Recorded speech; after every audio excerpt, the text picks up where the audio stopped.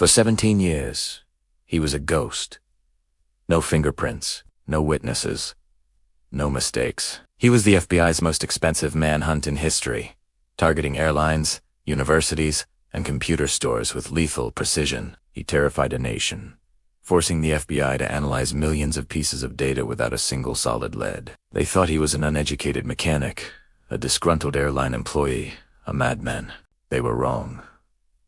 He was a child prodigy, a Harvard graduate, a mathematics genius with an IQ of 167.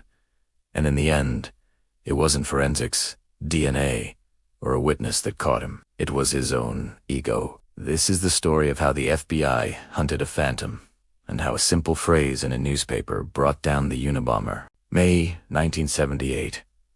Chicago. A package is found in a parking lot at the University of Illinois, addressed to a professor at Northwestern. It looks returned, but the professor never sent it. Confused, security opens it. It explodes. Thankfully, the injuries were minor. But this was just the beginning.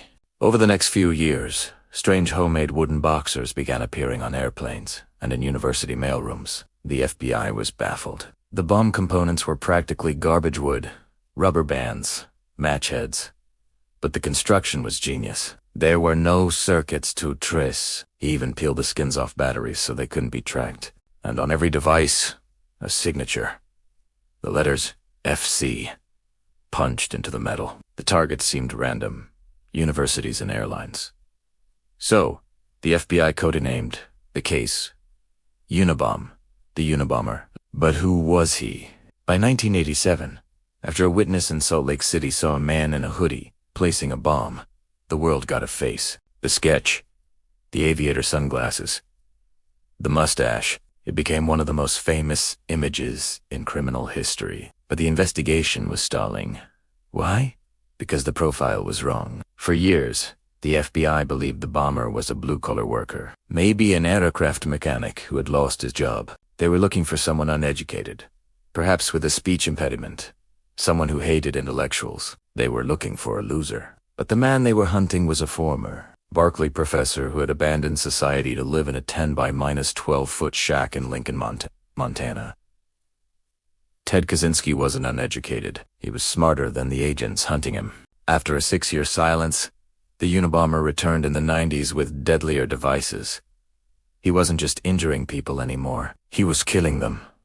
And he had a demand. In 1995, the Unabomber sent a 35,000-word essay, a manifesto, to the FBI. He made them an offer. Publish this paper in the Washington Post or the New York Times, and the bombing stops. If not, he kills again. This was the turning point. The FBI had a dilemma. Do you give in to a terrorist's demands, or do you risk more lives? The head of the Unabomber task force, Jim Freeman, along with profiler Terry D. Fitzgerald, pushed for publication. Terry, someone might recognize the writing style. On September 19, 1995, the manifesto was published. It was a dense, academic critique of modern technology. To most, it was ramblings, but to one woman in Schenectady, New York, it sounded familiar. Linda Patry, the wife of Ted's brother David Kaczynski, had suspicion about her reclusive brother. She urged David to read the manifesto. David didn't want to believe his brother could be a monster. But then, he went to the attic and found old letters Ted had written to him years ago. He compared the texts, the tone, the philosophy, and then the smoking gun. The phrase, "you can't eat your cake and have it too." Most people say have your cake and eat it too. But Ted used the traditional, older phrasing in both the manifesto and his private letters. This linguistic fingerprint, known as forensic linguistics, changed everything. David Kaczynski made the hardest call of his life. He tipped off the FBI. April 3rd, 1996. Lincoln, Montana. The FBI team approached the tiny, isolated cabin. They couldn't just storm in if Ted had a bomb wired to the door. Everyone would die. They used a ruse. A forest ranger called out to Ted, saying he wanted to check a property line. When the unkempt, wild-looking man stepped out, agents grabbed him. What they found inside was a house of horrors. The cabin was packed with bomb-making materials, journals detailing every single attack, and a fully finished bomb under his bed, ready to be mailed. In his journals, he didn't write about changing the world. He wrote about the thrill of revenge, the freedom of killing. The genius philosopher was, in reality, a cold-blooded murderer. Ted Kaczynski tried to fire his lawyers because they wanted to plead insanity.